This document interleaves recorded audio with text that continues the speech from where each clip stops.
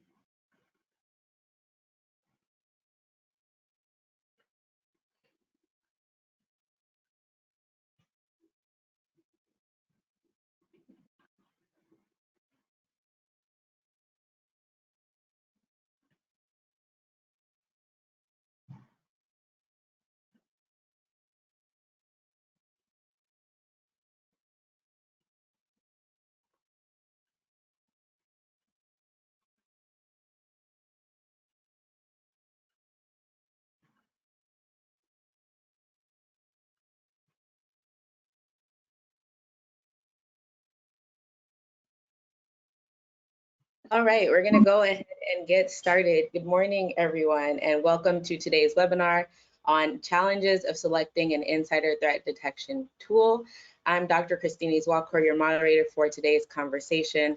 A little bit of background on me. I've been in the cybersecurity industry for about a decade.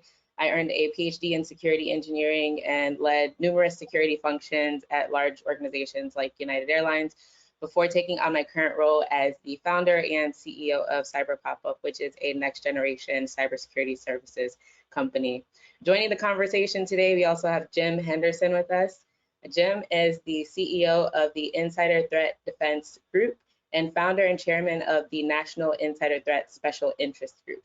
The ITDG provides insider threat mitigation training and services that have been taught to the US government, DoD, intelligence community, universities, law enforcement, critical infrastructure, Fortune 100 companies, and more. And so Jim has over 15 years of experience protecting classified information, and has a wealth of knowledge around insider threat programs, cybersecurity information system security programs, and so on. So a very robust slate of experience in the insider threat space, and perfect expert to bring to the table for this topic. Thank you so much for joining, Jim, and welcome.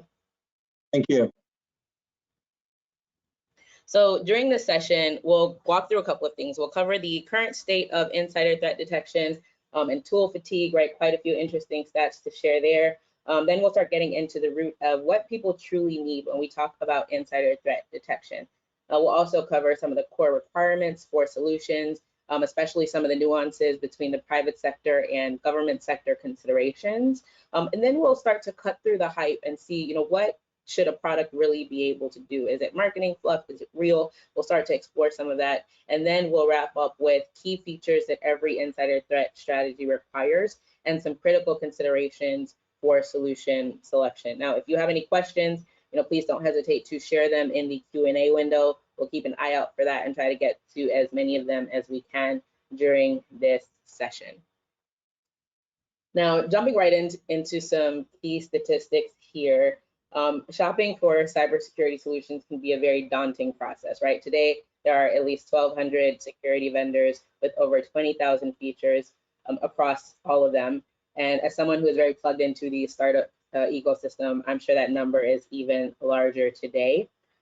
Also, the larger the company, the larger the tool set that gets brought in, right? So according to a talk at RSA, small organizations use about 15 to 20 security tools, medium organizations about 50 to 60, and larger organizations as many as 130 tools. And so using so many tools inevitably results in higher cost of ownership, increased complexity, more technology for security teams to manage and master, and so on. And then, thinking even more, we have all of these tools across these companies, but are we even using them? So TechTarget reported that many CISOs, can't keep up with the endless technology updates of their own security portfolios, and up to 50% of existing functionality actually goes unused. So most security tools are not being used to their full potential. Now, highlighting this even further, most security decision makers believe that they are adding solutions faster than they can productively use them. And again, as a result, majority of them are saying that they aren't fully utilizing the tools that they have. And so wasted resources drive me crazy. So hearing these numbers makes me cringe a bit, and we have quite a bit to unpack here. And so we're gonna get into this discussion right away. We've talked about a few general trends when it comes to purchasing cybersecurity solutions and tools today. But let's focus in on insider threat a bit more, because that's what we're here to hone in on, right? So it may help to even take a step back from the buzzwords and the marketing hype and get back to the basics. What are we fundamentally trying to accomplish with insider threat detection solutions? And how does this vary between public and private sector companies? So maybe start with level setting on that, Jim. Okay. I'm sorry, I lost. You dropped out there for just a second. If you could repeat the question, I'm sorry. Oh yeah, no worries. Sorry about that. So getting back to the basics on insider threat detection, even setting a definition, like what do we mean by insider threat detection solutions? What are we fundamentally trying to accomplish? And how might that vary for, let's say, a public sector company versus a private sector government agency? What I see, this has been a concern. This has been a concern of mine of, what I call insider threat detection tool overload. I had a NITSIG meeting back in 2019. The NITSIG is the National Insider Threat Special Interest Group. What I'm finding is a lot of companies, both large and small, there's the word insider threat. Well, insider threat can be very broad. What is insider threat to your organization? Of course, a lot of people think of it as, data loss, DLP tools, plugging in a USB, but there are other parts of insider threats. It's just bribery and fraud and workplace violence. And to me, before you purchase a tool, you have to first define what is insider threat to your organization. I've dealt with many vendors over the years. There are a lot of great vendors out there, but there's a lot of marketing hype of AI, and you need this and you need this and we can do this. And I've seen countless companies buy tools, put them on the shelf. You were speaking earlier about I had a couple years ago a medical provider with about 1,200 people reach out to me with about, I'm just going to say 35 or 40 tools, asking me, could I tell them which are insider threat detection tools? And I'm like, oh, wait a minute, you're the company, right? You're asking me which of these tools. Now, I could look at the tools and go, well, that's more of a network security, That's not really insider threat detection tool. So where I'm going with it, it seems like a lot of these organizations, there's just a ton of tools that somebody buys, a new CIO comes in, um, or network security or CISO, and they buy more tools. So again, I hope I'm not going round and round. You got to define your requirements. This is really what it starts with. Yeah, good point. I think that that clarity around requirements is very important. And any opinions on kind of any nuances or differences between approaching this from the public sector versus private sector? The um, it really still goes back to, if you have a compliance requirement, it may say you have to do insider threat detection. Well, but is insider threat detection or mitigation defined? You follow me? I've seen some compliance documents that just say you need to monitor the network for insider threat. Well, are you doing monitoring for a dirty word search for like kill, maim, blow up or something? I mean, again, you have to define either, what your compliance requirements are.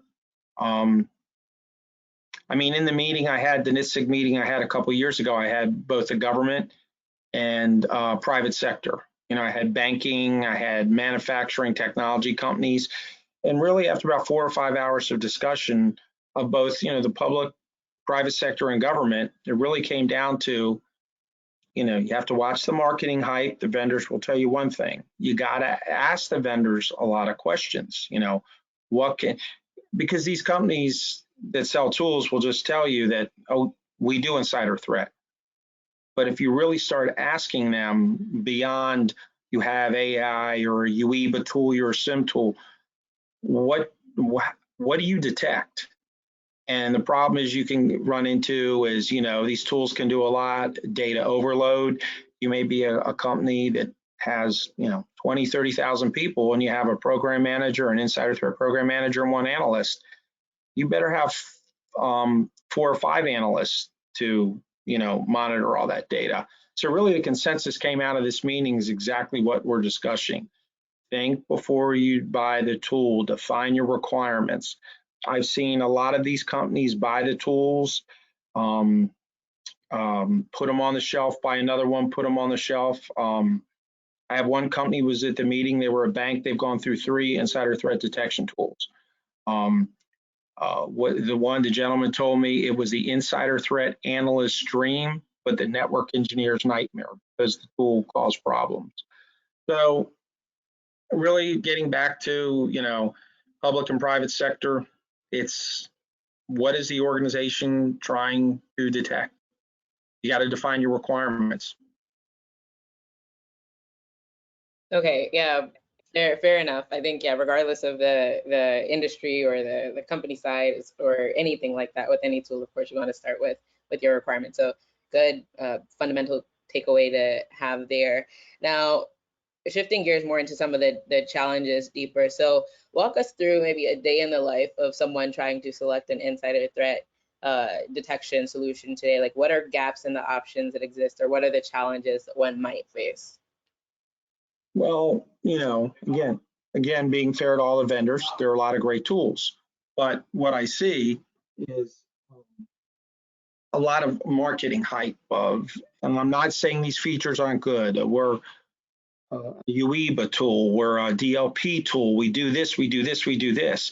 And sometimes when you look at the marketing stuff, you're like, okay, yes, your tool does insider threats, but does it detect, let's say, a USB plugin?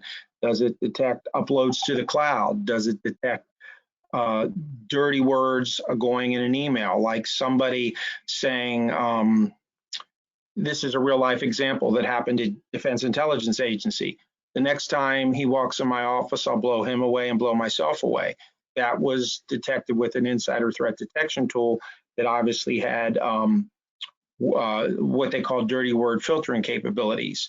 So I think it really has to, with the marketing, you just can't go what the vendor says. You have to have your requirements in place. You have to really truly figure out, do you need all these features? Do you have the manpower to support it? The incompatibility is a good point. Recommended if you're going to roll out a tool to 50,000 desktops, computers, that you first check and see that there's no problems with the tool. I've seen that happen. The human capital costs, I'm assuming what you mean there is the cost to support the tool. That's a big consideration is, again, you have one insider threat program manager, and maybe you don't even have an insider threat analyst. You're just putting the tool in the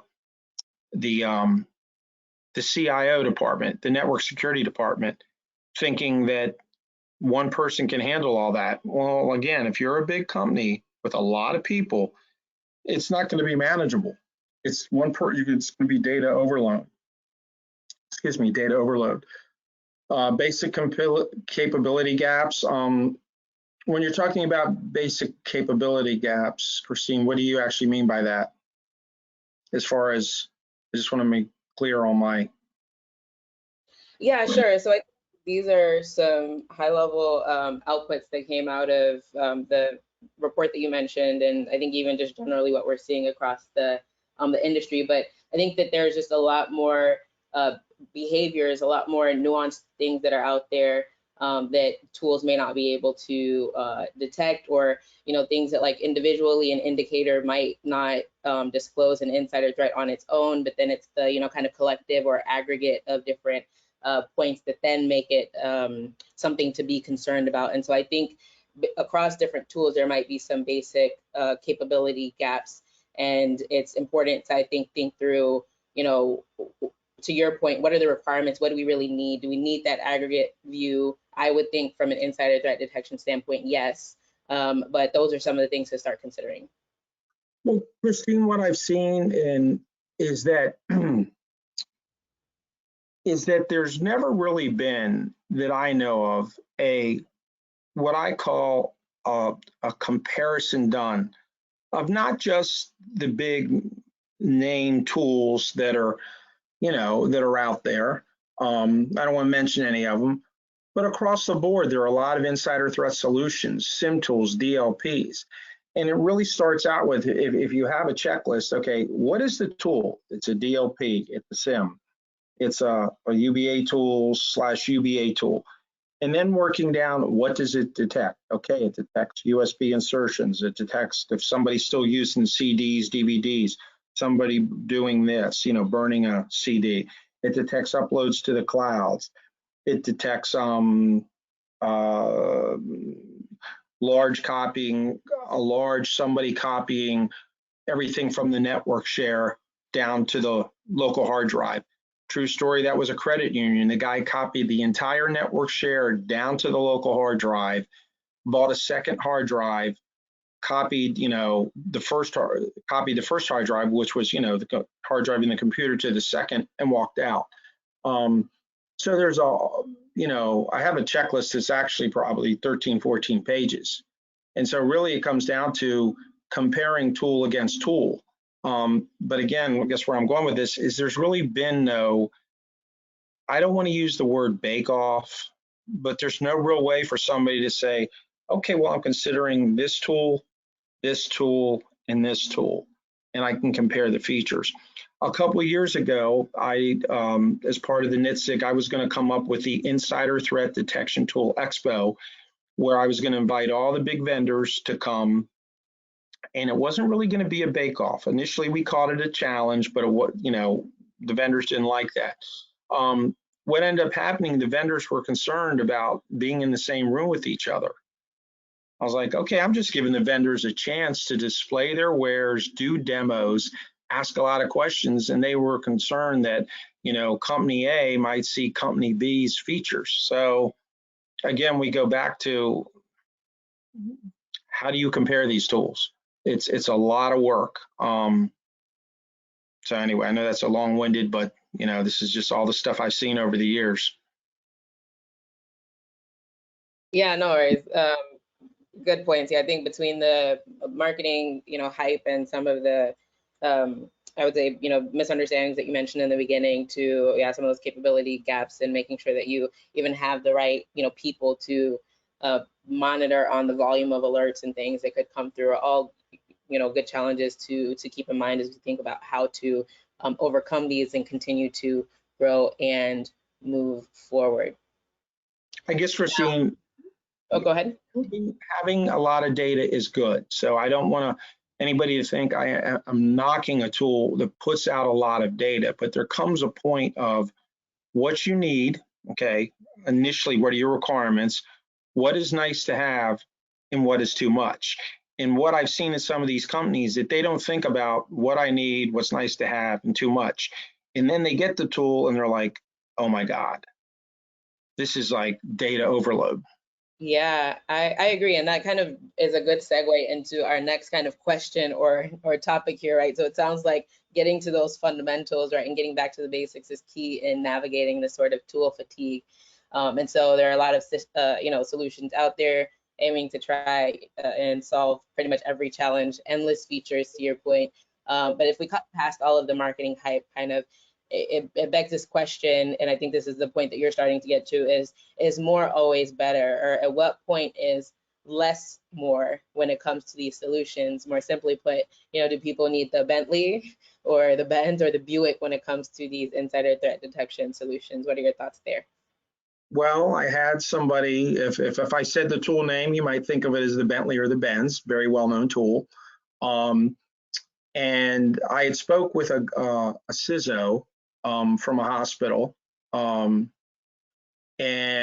he called me and he says, we're spending $450,000 a year on this tool, and I don't think it's detecting what I needed to detect. And I'm like, well, you did buy the Bentley. I mean, then I started asking questions of, well, is it set up for policy violations? How have you configured the tool? Are you just using it out of the box? I even had a friend of mine who supports a very high level government agency who used the tool, the same tool, call him. And we weren't quite sure whether the tool wasn't configured properly, the requirements weren't done. But when I shared with this CISO, these are the things you should initially be looking at, your tool should be looking at. The question I asked him, you have policies and procedures that may say no uploads to the clouds, no USB. And he's like, right. I said, is the tool configured to catch that stuff? And I felt I honestly didn't really get the right answer. Then I actually shared with him some what I call insider threat red flag checklist. And his reply, honestly, was, Jim, I wish I had these checklists when I bought the tool. So again, it sounded like they went for the Bentley, but then didn't really know what features the Bentley had, right? Right. Yeah, exactly. And I think that awareness is so important, which is yet another great segue into my next, question and a couple of stats that I'll just quickly share here. So shifting gears towards kind of these, key features and considerations to take into account. A few more stats. One, global spend on information security and risk management tools continues to grow. Of course, the spend on enterprise software alone is estimated to grow to about $558 billion through 2022, especially as remote work environments become more common and long term, I would think. And so where to focus this spending, right, is a question that we all need to answer in order to ensure that we get that ROI. And make sure that it's similar to the point that you just mentioned on spending all of this money on tools that you're not necessarily sure what the features do, to avoid that happening. Another interesting stat that aligns with that as well is that 52% of top security executives said that the tools were not providing the proper return on investment or not doing what they expected them to do. And so I think this part of this is sort of the maybe false expectations, maybe some of the hype, some of the unawareness or lack of awareness in these features. And so I think it's really a need to align on what are the key features and things to consider a solution successful, what are our requirements, and how does this align with that, all points that you've made in the beginning. And so good segue into aligning on sort of, what are the key goals and features of insider threat solutions. that people should be focusing on the most. So if you can share, maybe a couple of your thoughts there. We have a couple of ideas on the slide around anomaly alerting, responsive capabilities, and some basic things, but would love your opinion on what are the key solution features that matter. Give me just a second here. I'm looking on my computer. One of the issues, I guess I should give me just a second here. Let me pull this up here. Is that,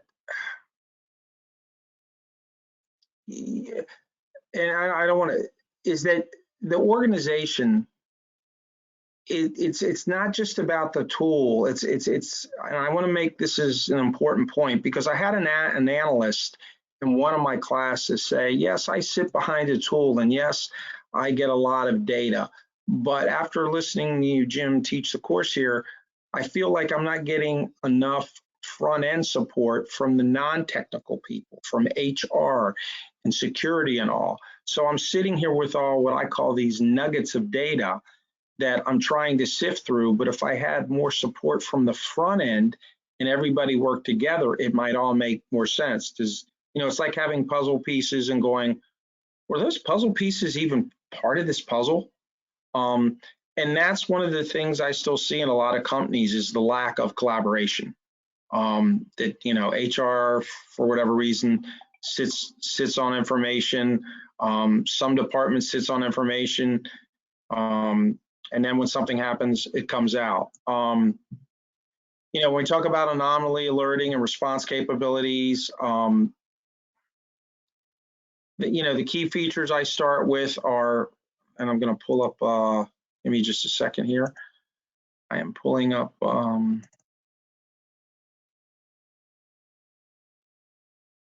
if we start with, if you're asking like features, you have, what are people doing with files via the internet, being locally? What are people doing to cover their tracks? Is somebody on the network using Tor, which is, to hide, using Tor on the local network? Is somebody using, a steganography tool? Are they, what are privileged users doing? What are, sometimes another problem is the outsider becomes the insider because credentials are compromised. Then some of the other problems we have is, give me just a second here, is just pulling up my document, is, we start with the features that, you really have to start with the basics of, when people are logging into the networks, what print jobs are they printing? Large print jobs. Again, we talked about file events, file copy events, plugging in DVD, USBs. What are people doing with emails? Sending emails out with large attachments. What are people doing with, software on the network? How much time are they spend using? What software is installed? Then you get into all the different internet events. What are files are people uploading, download? What are they visiting? What are they searching for in search engines? So when we really talk about the key solution features, again, this goes back to, what do you want to do? When you talk about response capabilities, some tools are more of a alerting tool. Some do have blocking features. That's, of course, we know in the security world sometimes that, businesses don't like when things are stopped. So you're going to buy a tool that actually stops things or just alerts you. Evidence gathering and support is important. What happens once, the data is gathered? What does the tool do with it? So if does that answer some of the questions there? What are the key solution or features that matter? Yeah, it does. And I would love to dig into this a little bit more, because I think that this is probably a good area of focus, and I think key takeaway for people. So walk me through maybe the logic in making decisions on some of these features, because I know there's a lot of different options out there, right? You mentioned, some places might want to just do alerting versus have actual, responsive, action to mitigate some of these risks. You talked about a lot of the different areas that you can look at from an anomaly alerting standpoint. A lot of that sounded like it was around user behavior as well. And so I think just if I'm a leader in, let's say, a mid-sized or larger enterprise, what are some sort of logics or decision questions that I can start to ask to make decisions on these categories? Well, I'll start with, I'm looking at my checklist. So first, the vendor says, okay, our tool is a UAM tool, user activity monitoring, or our tool is a UBA, user behavioral analytics, or UEBA tool, or our tool's a DLP tool, or our tool's a digital rights management tool, or it's a SIM. Then the next question is, if you're working down on the features, well, what's your tool support? Okay, operating systems. Which operating systems? Windows, Linux. Does it support smartphone tablets? Does it work in virtual machines? True story, a couple years ago, student I'm teaching, we were talking about tools, and I said, well, is your tool work in a virtual machine? He goes, well, that's a good point. So I gave him a scenario, and he says, this was somebody worked at a very large technology company, and he was like, I'm not sure, because the concern is they had the insider threat detection tool running in what we would call, I guess, the host operating system, and the virtual machine would be the guest. Well, it's pretty easy to link the two together and upload data from the host to the guest. So, does the tool support virtual machines? Then we go down to all the different things. Again, what can the tool detect? Clipboard, cut and paste, file access, webmail. But then you start getting into, do you want to have machine learning and artificial intelligence? Do you want the tool to be rule-based, based on, if this happens, an alert? Do you want risk scoring, where things are scored, like, okay, these 3 employees are weighted at a 10, these things are rated at a 6. I've had clients and students tell me sometimes that can, believe it or not, cause an issue, because you've got an insider who's running what they call low and slow, so his score is going to be lower, and you're chasing the employee with the higher risk score. Then you come down to looking at alerts. I mean, how are you getting the alerts on the violation? Are you getting them via a dashboard, via an email? Then you have to look at prevention and blocking features. What can the tool block? Can it block executables from running? To me, that's actually a very overlooked problem that I've seen, that I actually was bringing up in 2015 about how easy it is to install an application. You don't have to install it, a self-running executable, to steal data. And actually, at the time I had done the demo, everybody, that could never happen. Well, the gentleman from General Electric who stole all their wind turbine secrets simply downloaded a self-running executable, a steganography tool, ran it, hit all the trade secrets in the document, and sent it out of the network.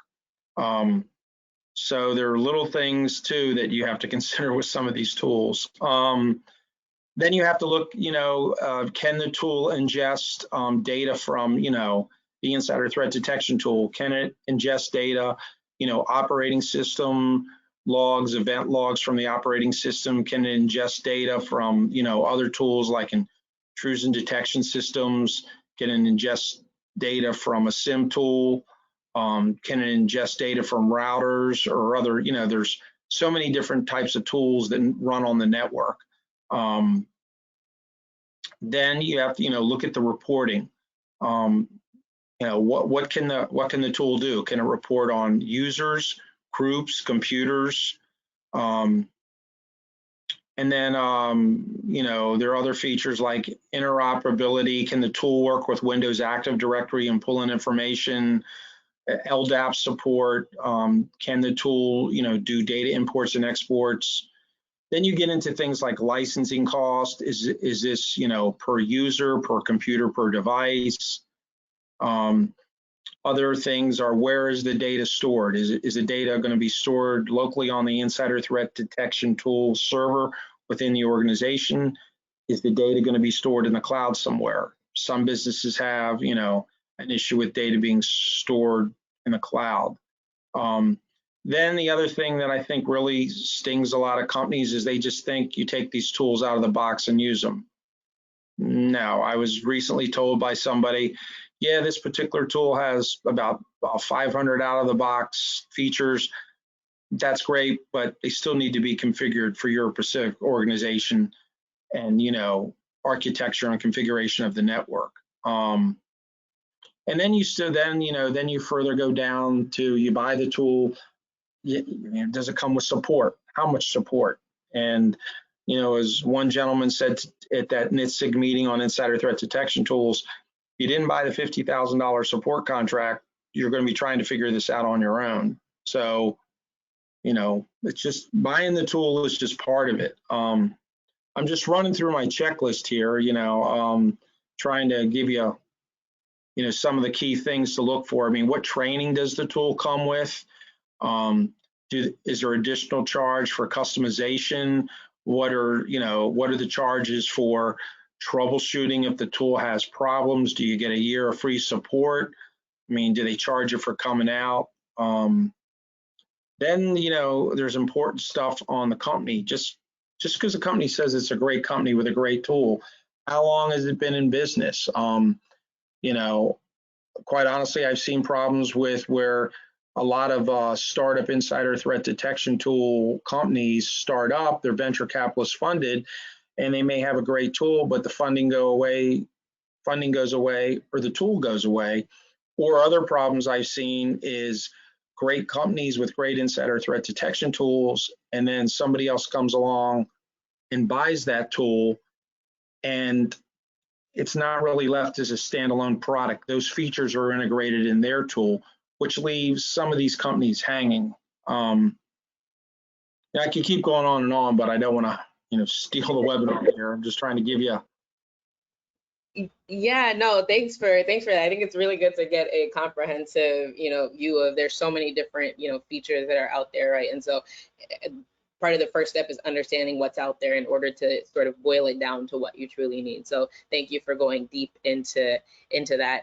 Now, segue into our sort of last question here. And for those, on the webinar, if you have questions, of course, feel free to continue to send those in, and we'll get to those in a minute.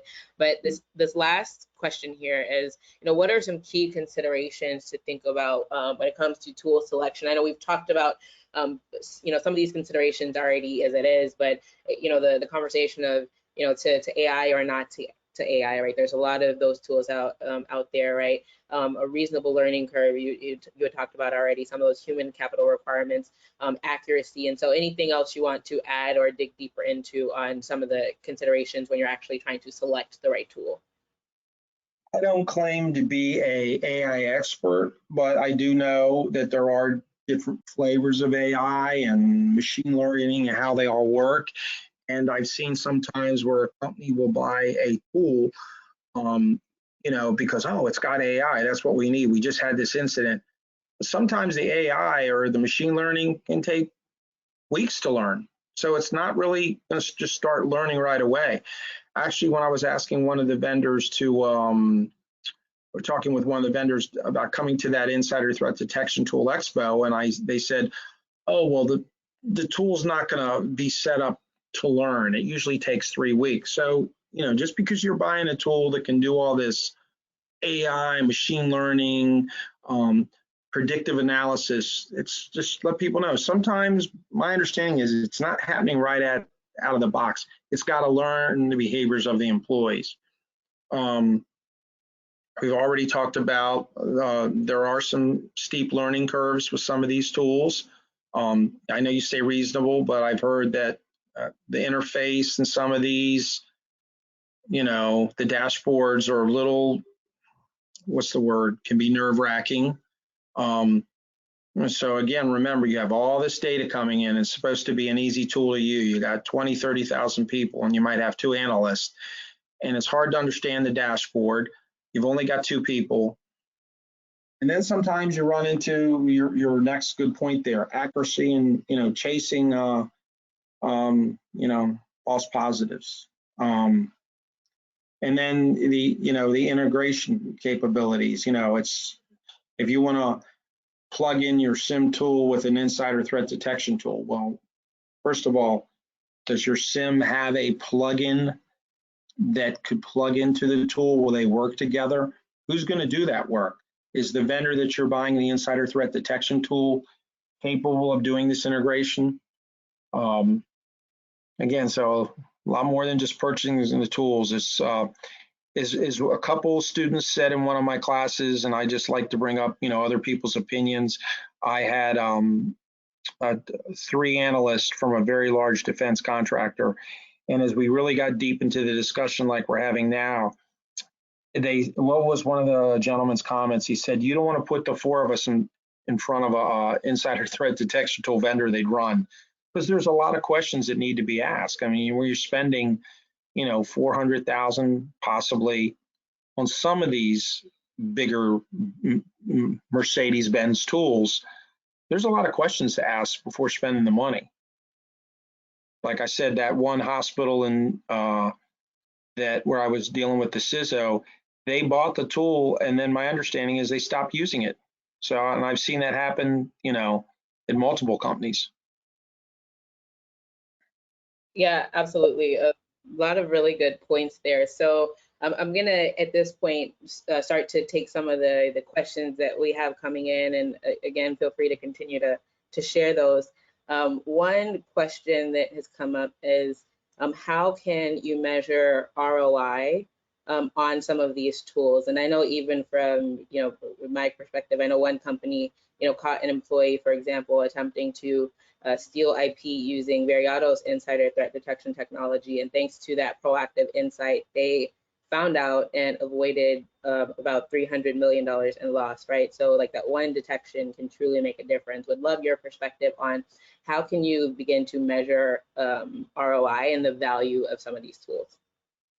If I can cite the example again from the hospital where I was talking to the CIO, and I talked to him, I think this was 2019 or 2020. And I had spoke with a gentleman like 4 or 5 times. And what he actually said when you're talking about ROI, he's like, Jim, he goes, I'm on the burner here. He goes, because we're spending $450,000 a year, and I don't feel like the tool is doing what it is. So, of course, it was known probably more to than just him that the tool wasn't catching things. So, where's your return on investment? You're not catching anything. Now, in full fairness to this gentleman I was talking to, I never actually went out and did an analysis of his tool and found out what was going on. So I don't really know whether it was the tool wasn't set up right by the vendor, or the vendor and the client, meaning the CISO, weren't working well together. Does that make sense? Bottom line, the tool wasn't catching things like, let's call it hot potatoes. It was just catching little stuff that really wasn't that bad. So, oh, Mr. Bob, we spent $450,000, $500,000 a year. Why isn't the tool catching things? So, that can become an ROI problem. When upper management's like, we gave you the funding, why isn't the tool catching more? Could be maybe you don't have problems, but my guess would be most companies have a lot of problems that they don't even know about. It's just, I think insider threat is a lot worse than people think. I'd like to throw in that, I do research every day on insider threats. Besides teaching and helping clients I'm always looking out, what are the problems out there? Is it, is it just trade secrets? Trade secrets are a problem, stealing data is a problem, but embezzlement is off the chain, off the chain. And we're talking anywhere from tens of thousands, 50,000s into the millions, I've even seen into the billions. So, it gets down to,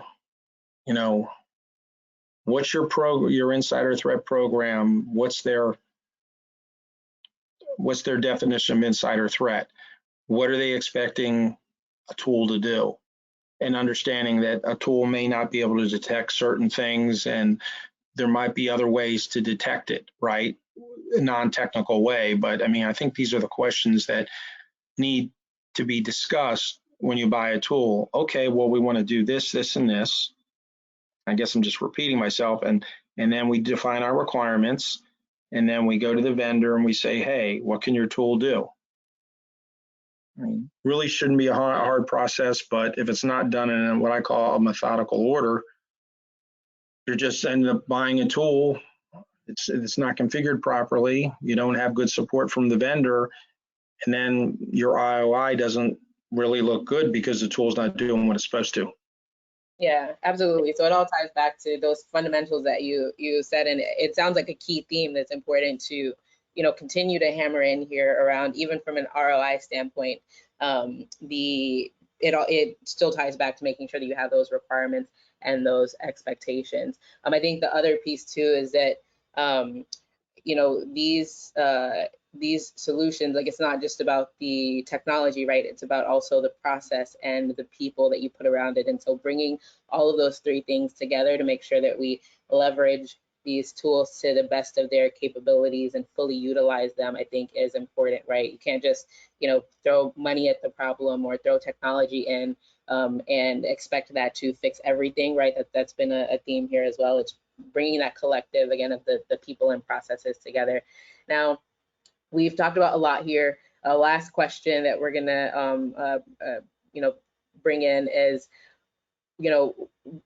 of all of the features and considerations and everything that we've discussed here today, what does ultimate success boil down to? What does that look like when you actually do pick the right insider threat detection solution?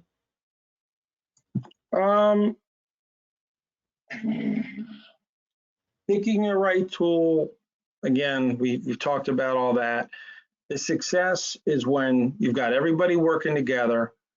I'll use the word pumping out. The tool is pumping out the right amount of data, the data you need, maybe a little more, but not too much. Remember, you can't, if you have too much data, you might be chasing false positives, which you might be sidetracked and not looking at things you should. So, the perfect balance is having everybody collaborating, working together, sharing technical and non-technical. And in the perfect world, there are insider threat programs that work that way, where it all just comes together. I always say that insider threat stuff really isn't rocket science.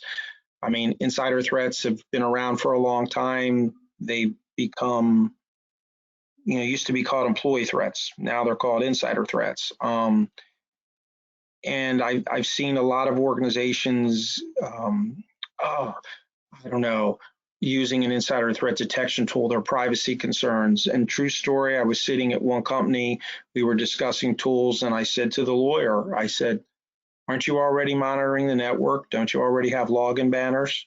Don't you already have signed user agreements? What is the difference between insider threat monitoring, user activity monitoring, and just employee monitoring?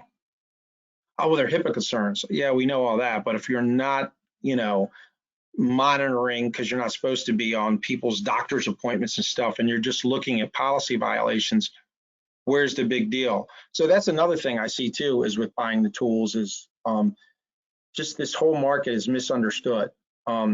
Anyway, that discussion, finally, the lawyer agreed with me. He says, yeah, we do have login banners that let the employees know we're monitoring.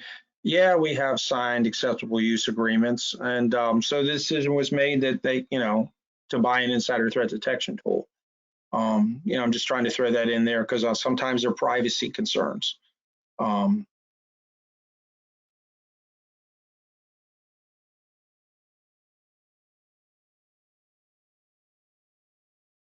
You still there, Christine? Did I lose you? Oh, sorry, I didn't realize I was on mute. Yeah, I was saying the privacy piece and all of that just brings up an entirely different discussion that I'm sure we could talk about for quite a while. But yeah, I think these are really good points. Thanks so much for sharing your perspective. As we wrap up, any final thoughts or final statements you want to share? Oh no, you don't want to get me. I can talk about this forever. I mean, so no, it's you know, enjoyed you know, talking today you know, with you guys, and if anybody in the audience, you know, wants to reach out to me, you know, just go to insiderthreatdefense.us, and you know, my email and contact information is there. Perfect. All right, well, we're going to go ahead and wrap things up. Again, thanks so much, Jim. The current state of insider threat detection, right, and tool fatigue is, one thing that we covered. We also covered sort of the core requirements around insider threat detection solutions, considering both the private and public sector sides, navigating this decision of the Bentley versus the Benz versus the Buick. All really good discussions, and closing up with those key features and critical considerations. So again, thank you all so much for spending the last hour with us. Thanks again, Jim, for joining. Don't forget to reach out to Veriato for a free insider threat assessment today. And we hope you have a safe and fabulous weekend. Thanks for joining. Take care.